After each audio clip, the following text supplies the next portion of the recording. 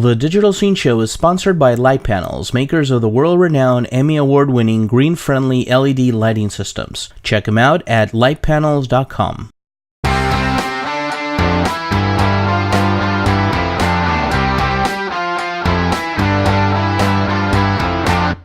Welcome to the Digital Scene Show here at HD Expo 2009.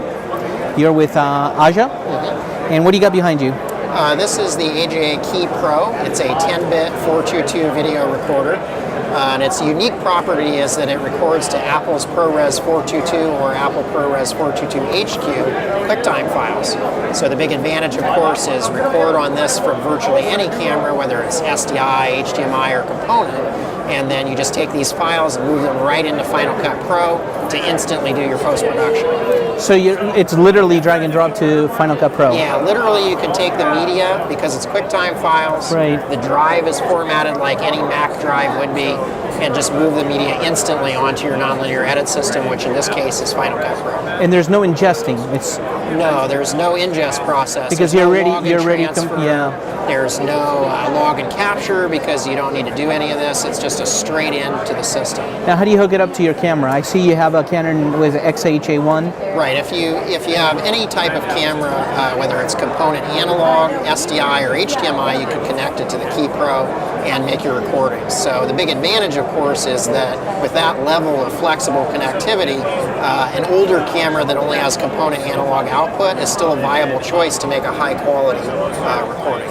And for the higher-end cameras, let's say like the Sony EX1, you hook it up? Yeah, for EX1 or HPX170 or any of the cameras with an SDI output, the big advantage there is you can get audio, video, and even timecode data over one cable and get 10-bit quality video. Can you enter the metadata as it's recording as well? Yeah, you actually have both a wireless and a wired Ethernet connection.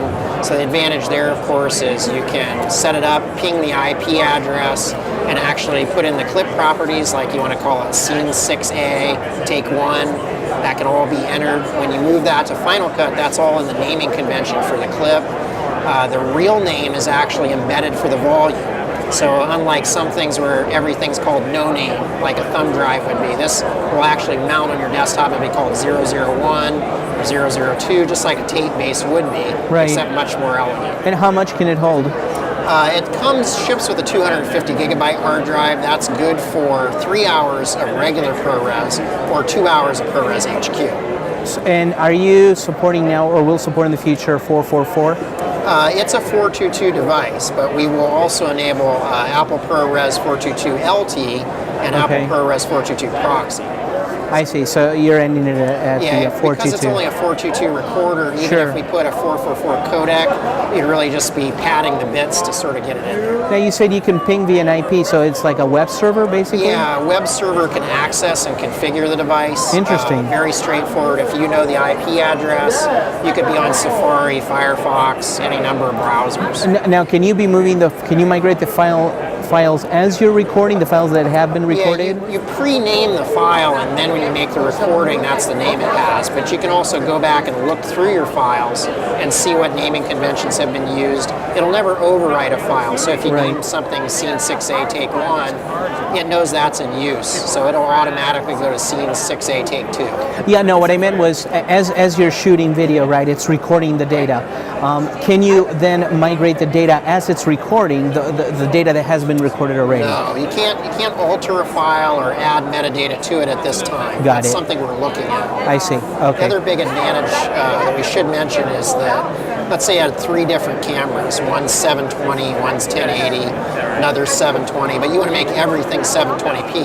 Right. The product can cross-convert from one flavor to another, and if you had SD, for example, you could up-convert. Some SD cameras are quite good, like Panasonic's SDX900.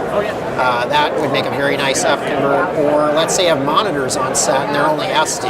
Sure. You can down-convert as well, and that's all done in hardware inside of the product. And the cost? The retail cost for it, for the Key Pro itself, which comes with one 250 gigabyte storage module and a power supply, is $3,995. Okay, not too shabby, not too bad at all. If people want to find out more about it, just visit www.aja.com. John, excellent to meet you. Yep.